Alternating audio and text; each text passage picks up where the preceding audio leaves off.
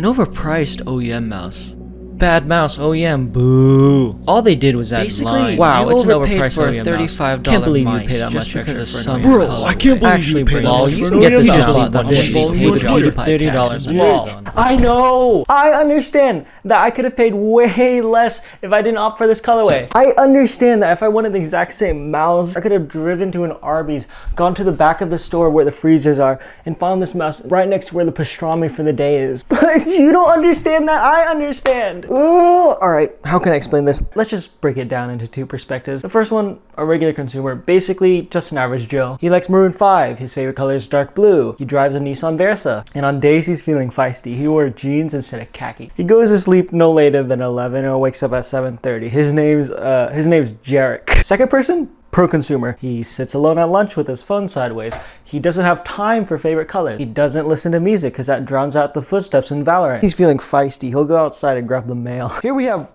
two completely different customers who are in the market for a gaming mouse or a computer mouse. Consumer A, probably just gonna open up Amazon.com, look up gaming mouse, and just order the first thing he sees. Well, it's Consumer B. Consumer B, he's Plat 3, but he knows for a fact that he's radiant. So Consumer B thoroughly optimizes his gear. He knows what products are objectively bad, and he knows what actually works. I think you can see where I'm going here. Consumer A saw the PewDiePie mouse, thought it was cool. So Jarek, you know, he hasn't spent that much on a mouse before, so he wanted to do research about it. He made a post on r/mouse review. Hey, is the PewDiePie mouse good? I'm thinking of getting it. And this is where the crossover episode begins. Jarek is immediately met with messages from Consumer B and people like him with a picture of his name in Death Note, his address, his high school picture. It's not actually that extreme, only the address stuff happens, but I think that enthusiasts need to understand that one, people aren't as experienced in that subject as you. Two, that's just how merch works. This is more of merch than it is a mouse. Like the person buying the product 100% understands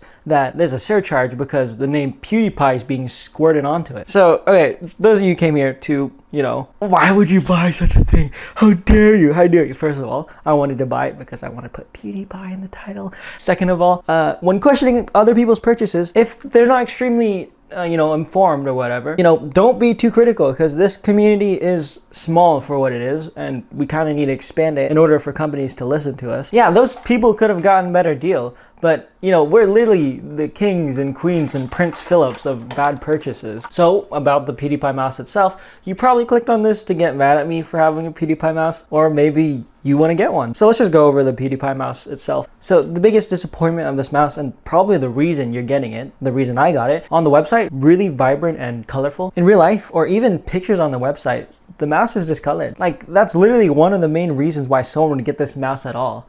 And they messed up on that. I'm not saying that it looks bad because it actually looks pretty good, but I mean, still, they shouldn't advertise like one type or one iteration that's better than the current one and then have it look like completely different in person. So that's probably just one of the main reasons you're gonna get this. It's just the color. But maybe you want to get this to be better at video games. Maybe you've been Iron 3 for too long. Keep in mind, I have to review this at an entry-level perspective. There's probably like a lot of new people watching this, and they literally just want to know if the mouse is pretty or not and don't really care how they play with it. So let's talk about different stuff you've probably never seen before. First of all, this has holes in it. That actually makes it way lighter than a usual mouse. And if you've never tried a mouse that's, super light or tried a mouse with holes, I recommend you do. Can you feel the holes? Yeah, you can. You can definitely feel the holes. But I think the trade-off is good in that it lowers a lot of weight. So the build quality, actually pretty solid. I'm squeezing it pretty hard. I can squeeze the top of the mouse to actuate the DPI button. But yeah, actually impressed at this, that it's, just not a piece of garbage. So, I really like the shape of this. The shape is like a faux G Pro wireless. It's extremely safe and you can palm, claw, or even fingertip it. I would say it's like less rounded and more aggressive at the curves. And I even prefer this over the G Pro wireless. There's 5 buttons: left click, right click, scroll, DPI, and there's this little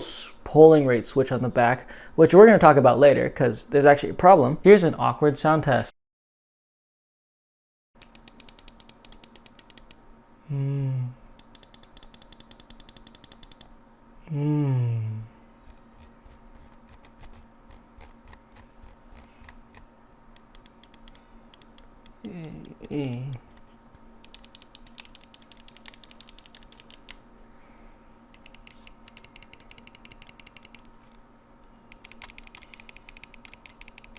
So we're going to talk about the clicks. There's actually different kinds of mouse switches that go in mice. They all sound and feel different, and people actually open their mice to solder new ones. But these ones use Chinese Omrons. Chances are your mouse right now has Chinese Omrons. They're known for being really dull and tactile, but you know, it hasn't affected me before. It shouldn't affect me now. So as for the mouse feet, they're black, which means they're non 100% PTFE. Listen, I don't know the science shit. I heard someone else say this, but PTFE is a material that's used in mouse feet, known for having a low coefficient of friction, whatever that means. 100% PTFE is white, and the difference is that white PTFE can glide faster on your mouse pad and feel a little less scratchy. The feet, you know, they're not the fastest, but they're actually kind of smooth. So the lighting, there's actually an illuminated Brofist logo on the inside.